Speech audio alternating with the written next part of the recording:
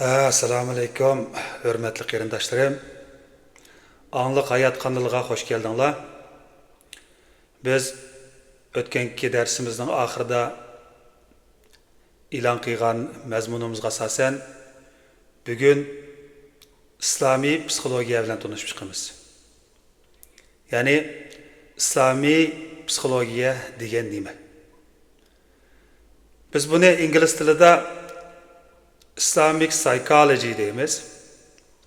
Bu deganlik insonning ruhini, qalbini, aqlini, his tuyg'ularini va harakatlarini Qur'on, sunnat va islom olimlarining tushunchasi asosida tadqiq qiladigan fan degandan iborat.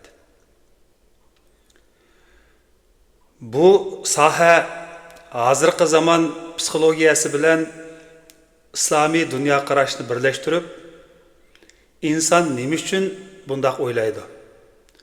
Nima uchun qayg'uradi? Qanday qilib ruhiy jihatdan sog'lom bo'la oladi degan savollarga javob izlaydi.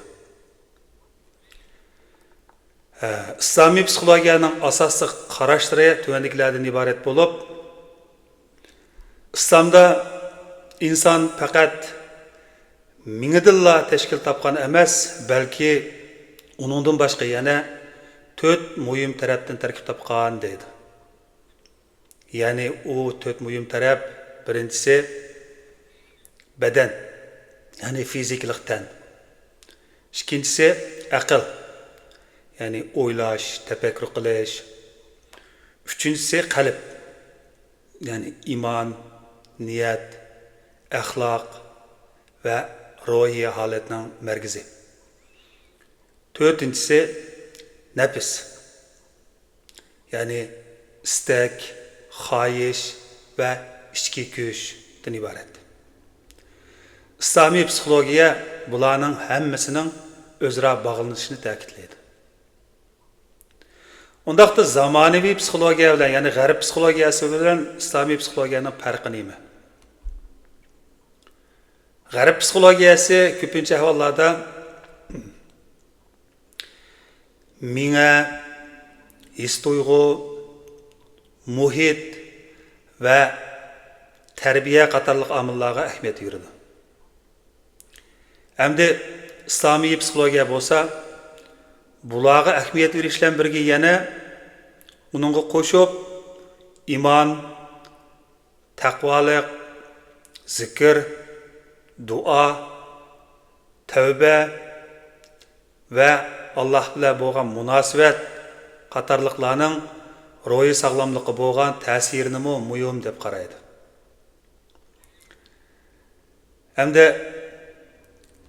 bularning davolash usuli qanday bo'ladi deganda, masalan, bir odam endishiga tushib qolgan bo'lsa, g'arb psixologiyasida suhbat orqali davolash, orom oldirish orqali, ya'ni orom oldirish mashq qilib berish, zarur bo'lsa dori berish qatorliqlardan foydalangan bo'lsa, hamda islomiy psixologiya mulanimi, ya'ni shu zamonaviy, ya'ni g'arb psixologiyasini g'arb psixologiyasining usulidan foydalanish bilan birga yana duo, zikr, Qur'on tilovati, tavakkul, sabr va ibodatning ruhiy kuch beradigan rolini ishlatadi.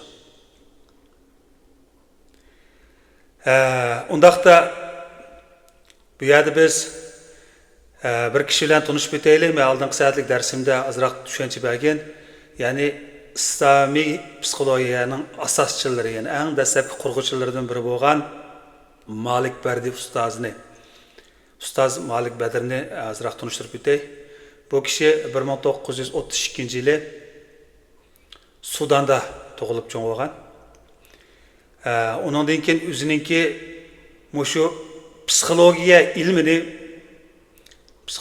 ilmini Angliyada, ya'ni kliniklik psixologiya kasbida Angliyada tamomlagan. Undan keyin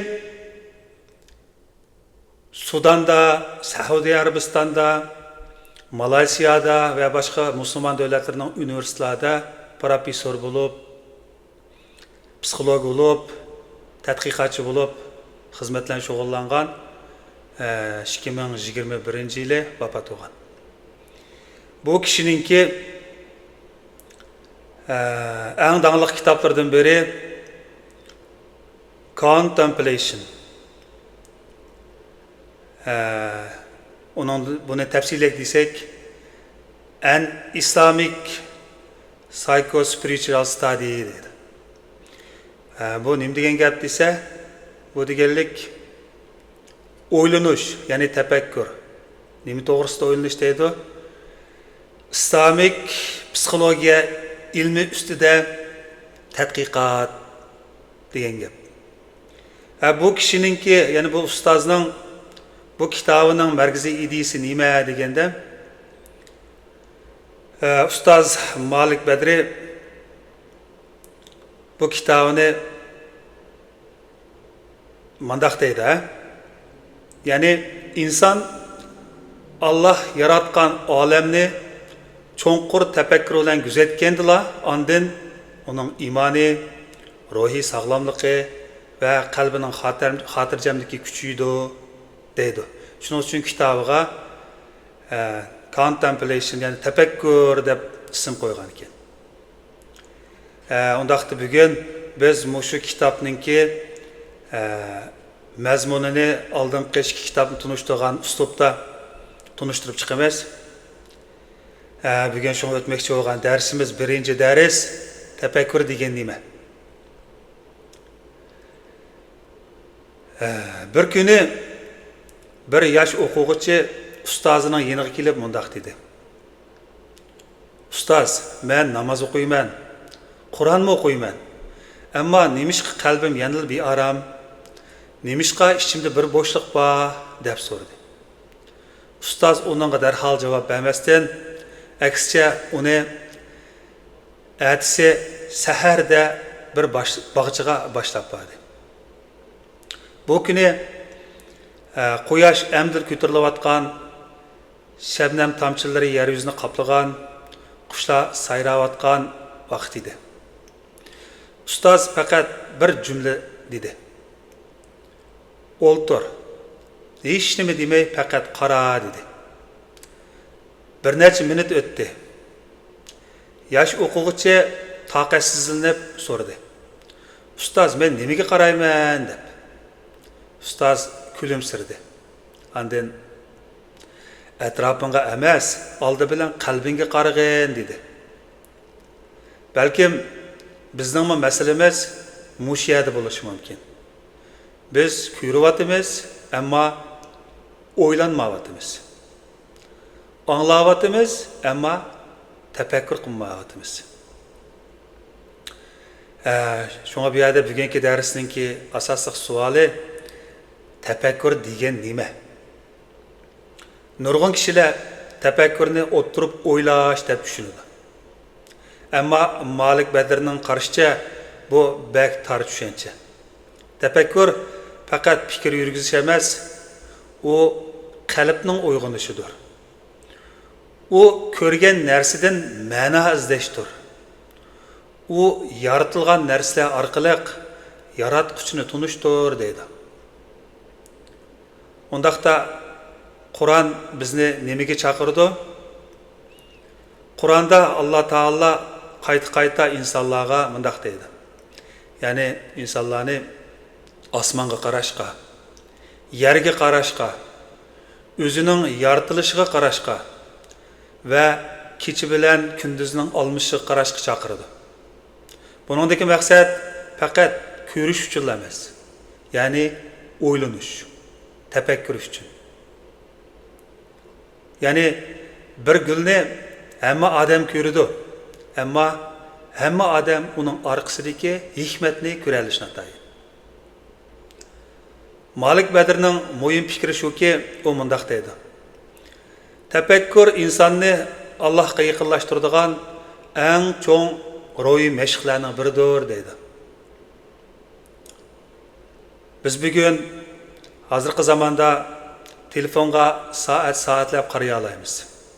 Ammo osmonga 5 minutmi qarayolmasligimiz mumkin. Biz ijtimoiy taratqularda yuziga rasmlarni ko'ramiz, ammo bir tal yupurmoqning yoritilishi ustida o'ylanishga vaqt ajratolmaymiz. Gerçi bizning bilimimiz ko'paygan bo'lishi mumkin, ammo qalbimiz to'ygandek bo'lmasligi mumkin. Undaqda hozirgi zamonaviy turmushimizdagi masalalar nima deganda, bugungi dunyo bizga har minutda yangi uchur berdi. Lekin u bizga sukut qilishni o'rgatmaydi. U bizga tiz yurishni o'rgatadi, lekin to'xtab o'ylanishni o'rgatmaydi. Malik Badirning qarashicha, qalbning charchishining bir sababi insonning tafakkurdan yiroqlashishi deydi. Undaqda do'stlar, bizning shuning bilan birinchi bu yangi kitobdagi birinchi darsimiz mazmunini shaycha tunishtiramiz. Bu darsdan yana burun uslubimiz bo'yicha undaq bir mashg'ullaştirdim. Bugungi mashq, bugun 10 minut vaqtingizni ajratib, telefoningizni bir chetga qayirib qo'ying. Osmonga yoki bir daraxtga qarab o'tiring. Hech nimani zo'lamang. Faqat bir savolni o'zingizdan so'rang. Buni kim yaratdi? Men bu hayotga nima uchun keldim? Javobini darhol topolmasangiz bo'laverdi. Muhimi qalbingizning uyg'onishining boshlanishi.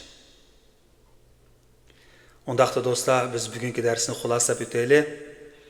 Bugungi darsdan xulosa tafakkur faqat o'ylash emas.